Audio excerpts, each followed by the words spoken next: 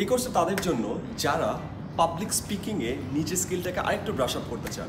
So the first topic is research on your audience. আমি আমার লাইফে কয়েকশো পাবলিক স্পিকিং একটা এক্সপিরিয়েন্স আমার হয়েছে এবং ম্যাক্সিমাম জায়গায় স্পিচ যেগুলো ফেল করতো তার বিগেস্ট রিজন ছিল যারা স্পিকার ছিল তারা অডিয়েন্সের ব্যাপারে কোনোই আইডিয়া নিয়ে আসেনি। নাও দ্যাটস দি বিগেস্ট প্রবলেম। এটা কারণ যে সমস্যাটা হয়, স্পিকার একটা কথা চিন্তা করে গিয়েছে বাট অডিয়েন্স কমপ্লিটলি ডিফারেন্ট একটা জিনিস এক্সপেক্ট করছে এবং তখন একটা হিউজ মিসম্যাচ তৈরি হয়।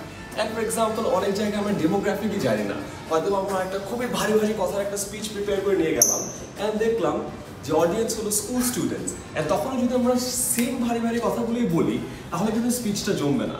এক্ষেত্রে খুবই ইন্টারেস্টিং একটা বিষয় ছিল, বিল গেটস কথা বলে ক্লাস 8-এর স্ট্যান্ডার্ডে, মানে ক্লাস 8-এর স্টুডেন্টের যেই মেন্টাল ক্যাপাসিটি আছে ওই ফ্রিকোয়েন্সি ম্যাচ করে। স্টিভ জবস আরও বাচ্চাদের লেভেলের ফ্রিকোয়েন্সি ম্যাচ করতে পারে বিকজ সে আরও সহজ ভাষায় ভেঙে ভেঙে কথা বলতে পারে।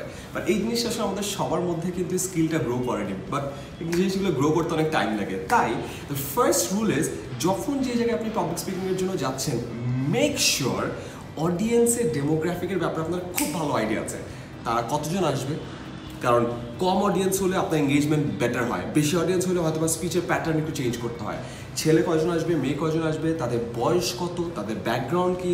স্কুল স্টুডেন্ট জানলেই হবে না, স্কুল স্টুডেন্ট মানে কোন স্কুলের স্টুডেন্ট, মাদ্রাসা background, English medium background, Bangla medium background, তারা কী করতে পছন্দ করে, তাদের এখানে আসার মূল উদ্দেশ্যটা কি। অলওয়েজ চেষ্টা করেন এই জিনিসটা বের করে আনার জন্য যে তারা যে এখানে একটা সেশনে এসেছে তাদের এখানে আসার মূল রিজনটা কি, যেন আপনি ওই জিনিসটা ডেলিভার করতে পারেন। তাই পাবলিক স্পিকিংয়ের ক্ষেত্রে সবার আগে খেয়াল করবেন যেই জায়গাটিতে যাচ্ছেন ওইখানকার অডিয়েন্সের ব্যাকগ্রাউন্ড কি, ডেমোগ্রাফিক কি, অ্যান্ড মোস্ট ইম্পর্টেন্টলি তারা আপনার কাছ থেকে কী শুনতে চাচ্ছে।